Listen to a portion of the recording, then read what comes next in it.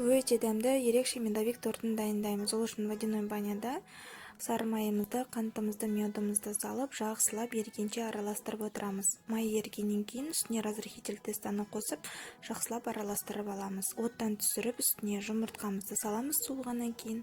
Оны да жақсылап араластырып алғаннан кейін елгезектен ұнымызды өткіздіріп, өте жұмсақ тесті дайындап аламыз.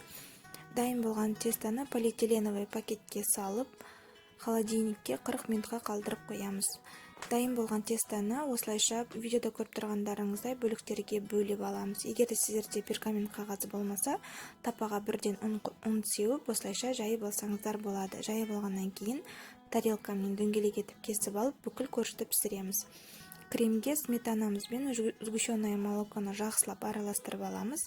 Суылған корждарымыздың әрбіріне осылайша кремдерімізді жағып шығамыз. Ең соңында қалдық қалған корждарды оқтаумен езіп, осылайша видеода көріп тұрғандарыңыздай әрлесеңіздер болады. Ас